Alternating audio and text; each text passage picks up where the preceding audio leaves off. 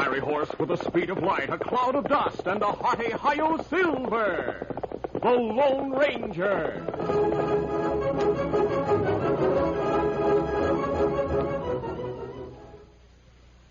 General Mills, makers of Cheerios, the oat cereal that's ready to eat, Betty Crocker Mixes, and Wheaties, the breakfast of champions, present by special recording, The Lone Ranger.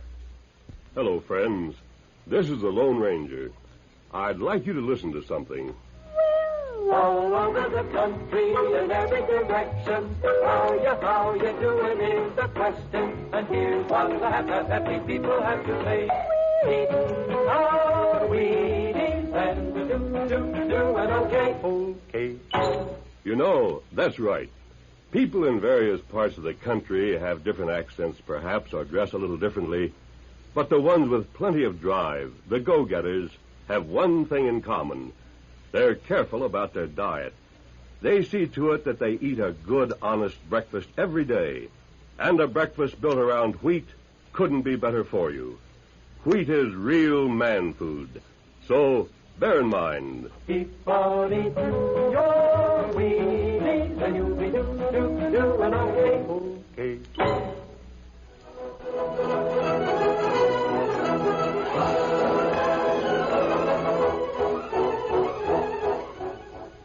With his faithful Indian companion Tonto, the daring and resourceful masked rider of the plains led the fight for law and order in the early western United States. Nowhere in the pages of history can one find a greater champion of justice. Return with us now to those thrilling days of yesteryear. From out of the past come the thundering hoofbeats of the great horse Silver. The Lone Ranger rides again. Come on, Silver. Let's go, big fella. I'll Silver. Away!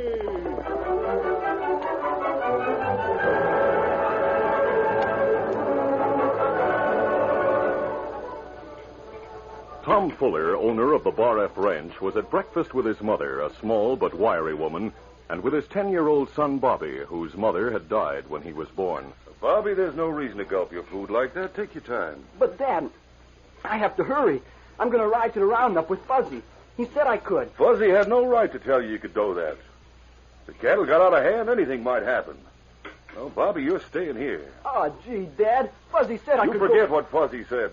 That cowpoke is too gabby for his own good. Tom. Now, Mother, no use for you to interfere. I say let Bobby go. He has to learn ranching, and the earlier he starts, the better. Well... Gosh, Dad, I knew you'd change your mind. Better get along, Bobby. Everybody's waiting for you. All right, Grandma. Goodbye, Dad. Now, hold on, Bobby. I didn't say... By thunder, I'll tell Fuzzy to go on it. Wait, Tom. Listen, Mother, you heard me tell Bobby... Oh, son, I think you're riled because Bobby's fond of Fuzzy and tags along with him so much. Mother, you know that's not so. It's just that Sit down and finish your breakfast, Tom. Yeah, might as well.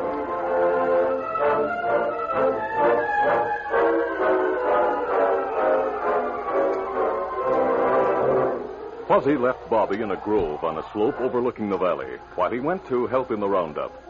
For some time, Bobby stood watching the cowboys at work in the valley. His horse moved back through the grove, nibbling at the undergrowth. Suddenly, the horse plunged wildly and whinnied. Blackie, what's the matter? Come here, Blackie. The horse, frightened by a reptile, galloped back through the grove without heeding Bobby's call. The boy, intent upon catching his horse, followed. At first, he ran as fast as he could. Then, tiring, he continued to walk in the direction the horse had gone. I have to catch Blackie. I have to. But he's out of sight. I'll keep going till I find him. Bobby felt no fear and moved determinedly through the brush as he searched for the runaway. Finally, he stopped on the rim of a canyon. A small herd of cattle was being driven along the bottom of the canyon, and Bobby was relieved to see a man wearing a sombrero riding ahead of them. There's one of the cowhands. Those must be some of Dad's cattle. Maybe the men have seen Blackie. Bobby was about to call out when he caught sight of the riders behind the herd. Gosh, 3 Indians.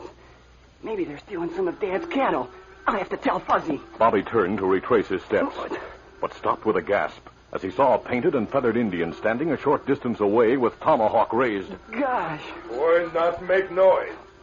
Him go down past the canyon. Bobby stared a moment at the leering face of the savage. then, without a sound, walked in the direction the Indian pointed and started down a steep path into the canyon, with the Indian close behind. As they went down the path, the Indian signaled his companions.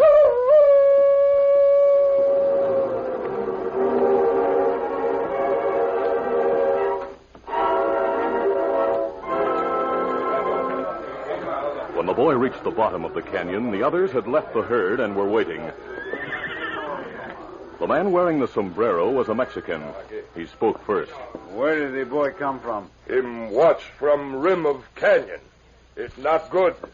What are you doing here alone, young one? My horse ran away. I followed him. I saw you with the cattle in the canyon, and I knew you must be stealing my father's longhorn. So, you live at the Bar F, no? Yes, my father owns it. He's going to be awful mad when he finds out you stole his cattle, mister. Oh, you are brave for such a small one. You will come with us to the Indian village so your father will not know about the cattle. No, I have to go home. You are not going home, little amigo, not right now. I am Carlos.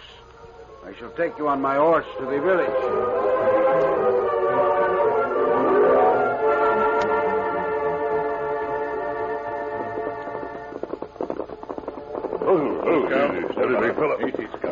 Later in the hills, the Lone Ranger and Tonto stopped to mend a broken stirrup strap. As he mended the strap, the masked man was saying, "This is the territory where there's been so much cattle rustling lately, Tonto. So far, the crooks have been able to get away with it." Ah. Black Eagle leave Indian reservation with Comanche renegades. Maybe them the crook. It wouldn't surprise me in the least to find out Black Eagle and his braves are responsible for all the rustling. This territory is close to the border, and it would be easy to get the cattle across. That's right. Silver must hear something. Ah, me hear hoofbeats. Look, me see one horse without rider come along trail. Now, Scout, and stop the horse, Tonto. Easy, Scout, easy, fella. Get him up, Scout.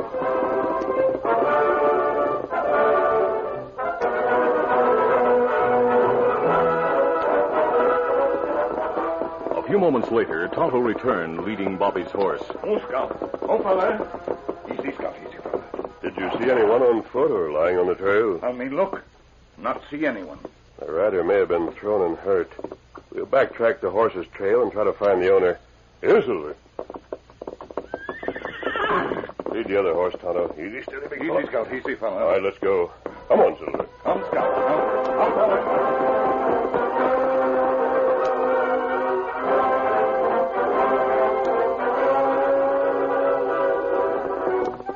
Meantime, Fuzzy and a few of the men who were ready to go back to the bunkhouse rode up the slope from the valley to meet Bobby. As they approached the grove, Fuzzy spoke uneasily. I thought Bobby'd be on the edge of the grove waiting. I don't see him anywhere. Well, we'll look around, try to find him. At least find his trail. Here.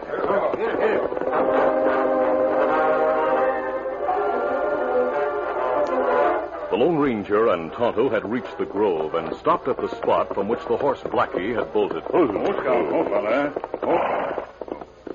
Look, Kimasabi.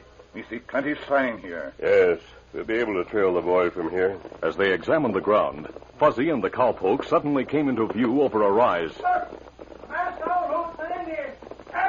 Well, here comes trouble. Hey, where you are in the lead? What here? Do as he says, Tonto.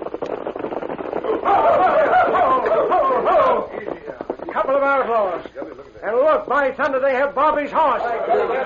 Where's the boy, mister? If you don't talk and talk straight and fast, I'll plug you right now. We found this horse without a rider on the trail, some distance from here. I think you're lying. You found us some distance from here. Why are you here? We backtracked to locate the owner. You spoke of a boy. So you know about him. That mask says that you're an outlaw, mister. What's more, if you backtrack the horse like you say, you'd have found the boy if he'd have been thrown or something. Sure, he's lying. Fuzzy, make him tell the truth. I think we ought to plug both of them and follow that trail back till we find Bobby. The Lone Ranger glanced quickly at Tonto. He realized Fuzzy meant what he said, and that the situation called for quick action. Fuzzy and the few men with him were closely grouped. Without taking his eyes from Fuzzy's face, the masked man signaled Silver with a slight movement of his heels. The intelligent stallion suddenly sprang forward, right into the grouped horses, rearing and kicking. While Fuzzy and his men fought to control their frightened horses, the masked man and Indian drew their weapons, and the cowpokes found themselves staring at a double brace of guns. Drop your guns, all of you. No, I'll not Drop drop it. mine. Ow! My wrist! Now drop the gun. He's too fast, man. Better drop him. All right, here's my gun, sir. Now, I'll tell you again, we're not outlaws. And we know nothing about the boy who rode that horse. We tried to be of help, but since you're so pig-headed, we'll leave. Let's go, Tonto. Let's go. Steady, boy, steady. Get down and get your guns quick, men. And we'll trail those two and gun them on sight.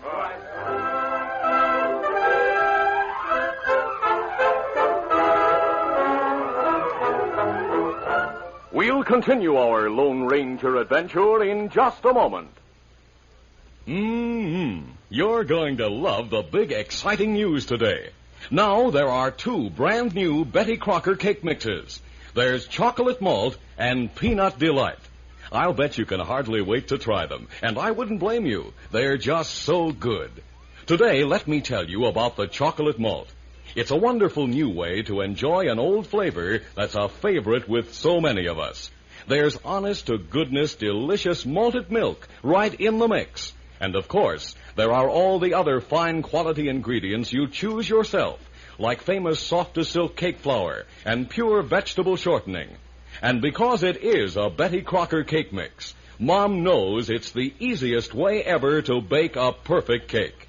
So next time Mom goes shopping, be sure to remind her to get that brand new delicious treat, Betty Crocker's Chocolate Malt Cake Mix. You'll love it.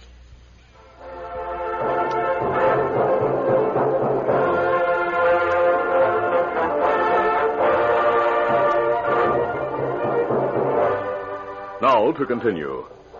While Fuzzy and 3 men started to trail the masked man and Indian, the injured cowpoke went back to the ranch house and reported to Tom Fuller, who immediately set out with more men to find the Lone Ranger and Tonto. Later, the cowhand related the facts to Mrs. Fuller as she bandaged his wrist. I'm as worried about Bobby as Tom is, but there's no use running wild and trying to find the masked man and Indian and shoot 'em down. If the men do that, we won't know what did happen to Bobby. Yeah, that's right, ma'am.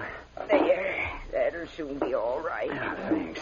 Now I'm going to ride that grove you told me about and see if I can pick up Bobby's trail. All Tom and the others seem to think about is getting that masked man and Indian. Ma'am, it's dangerous for a woman like you to go out there. Anyway, what would you know about trailing? I came west as a girl, and I've lived my life here. You men folks don't realize what we women of the West can do, Jim. We're used to hardship and trouble. Now you go to the bunkhouse and rest. I'll saddle old Betsy, get my bonnet and shawl, and do what I can to find my grandson Bobby. Meanwhile, when the Lone Ranger and Tonto were certain they had lost their pursuers, they turned their horses back toward the grove. Tom Fuller and the rest of his ranch hands had already gone there and picked up the trail of Fuzzy and his men. As the masked man and Indian approached the grove from a new direction, Tonto asked, Why we go back to Grove, Kimasabi? The cowboy said a boy was riding the horse we found. I hope to pick up his trail in the grove and try to find the youngster. That good. Someone's in the grove. It's woman, Kimasabi. But look at ground.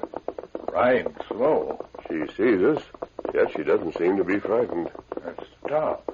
Wait. We'll approach slowly. She may draw a gun. Easy, Silver Boy. Easy, Scout. Easy, fella. A small woman. Have gray hair. Not look like a Cayuse gun. Good afternoon. Good afternoon. Oh, fella. We've come to help. We'll not harm you. I'm not afraid. Mrs. Fuller calmly stared at the Lone Ranger and Tonto for a moment. Then she smiled and introduced herself, saying she was convinced they were not outlaws, and she'd be grateful for their help. She bravely insisted that she accompany the masked man and Indian while they trailed her grandson. Come on, Silver. Get him up, Scout.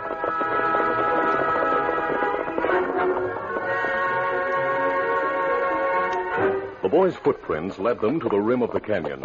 From there, they followed Bobby's trail down the steep path.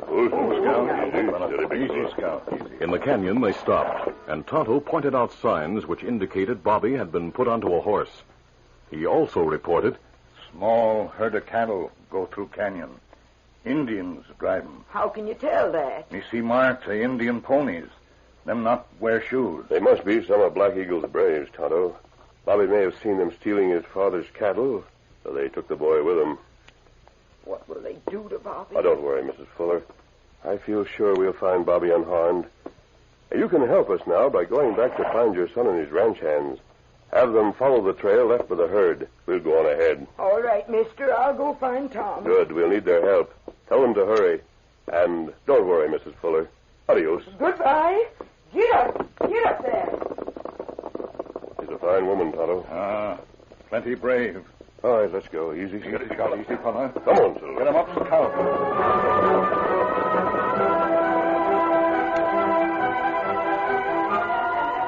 Black Eagle and a band of 12 renegade Comanches had put up wigwams in a secluded hollow far back in the hills. The stolen cattle grazed just beyond the wigwams, held there to be driven across the border in the morning. Black Eagle felt secure.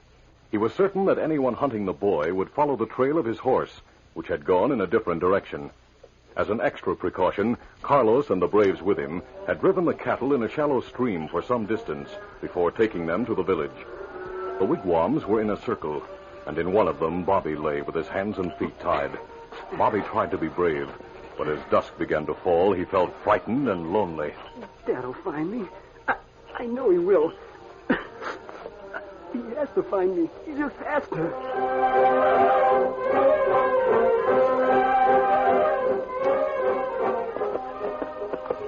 Tonto knew the tricks of Indians, so he and the Lone Ranger had been able to follow the cattle, in spite of Carlos's attempt to throw off pursuit. The masked man and Indian finally located the village and stopped in the shadows nearby. They saw some of the braves gathered near a campfire in some sort of powwow, while a single brave at each end of the hollow acted as guards. The Lone Ranger counted 12. Finally, he outlined a plan. Tonto, there's 6 wigwams in a circle. No one seems to be guarding them. I'll go to 3. You investigate the other 3. Creep up behind each wigwam. Make a small hole with your knife so you can see inside. But be careful. The shadows are just deep enough to help us. If you see the boy, cut the back of the wigwam and bring him out. All right, let's go.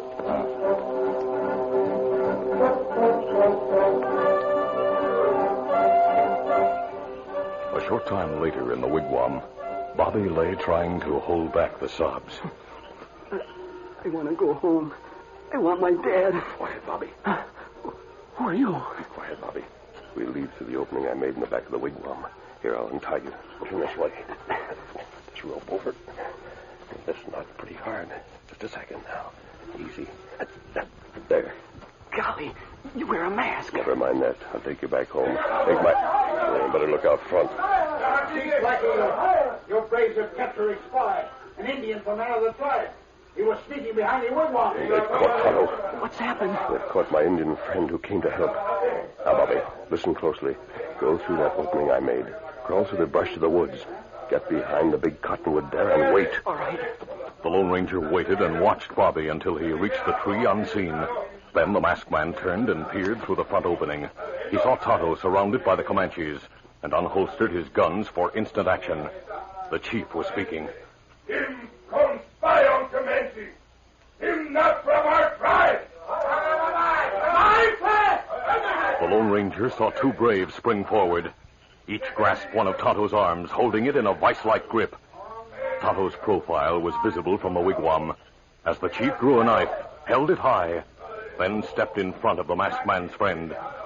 The Lone Ranger knew the time had come to act. Me send this Indian brave as offering to Great Spirit. As the knife started downward, the Lone Ranger fired. The Lone Ranger, ready to die fighting to save his friend Tonto, sprang forward, both guns blazing. Then a welcome sound was heard. Tom Fuller, leading about 30 men, galloped into the village with guns barking.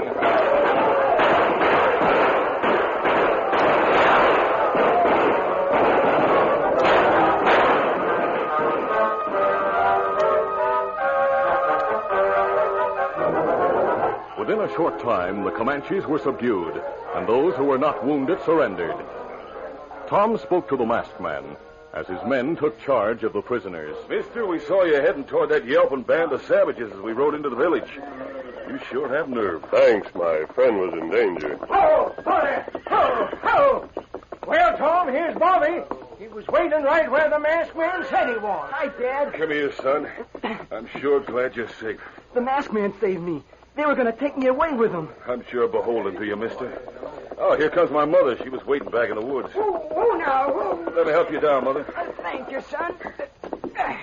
Oh, Bobby. Bobby, are you all right? Yes, Grandma. Your mother and your son are both very brave, Mr. Fuller. Mister, my mother told us all about you and the Indian Tonto. I'm sorry we caused you so much trouble. Thanks a million for finding Bobby and the stolen cattle. Well, that's all right. We'll leave now. We'll notify the troopers to come after those renegades, so guard them well. I sure will. Let's go, Tonto. Adios, everybody. Adios. Bye. Gosh, Dad, I like him. So do I, Bobby. He's a mighty fine man. I reckon you have better judgment of folks than we men have, Mother. I sure wonder who that masked man is. So do I. Well, I found out from the Indian while we were trailing Bobby. When he told me who the masked man is, I knew he was the one man who'd find Bobby, if anyone could. You see, he's the Lone Ranger.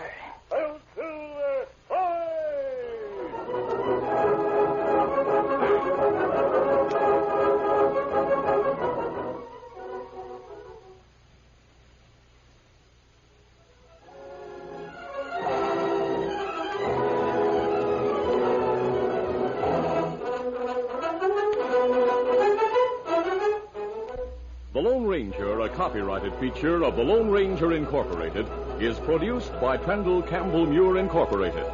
The part of the Lone Ranger is played by Brace Beamer. Your announcer, Fred Foy. Listen to the... You've been listening to the OTR Gold Network. Find more classic radio at otrgold.com.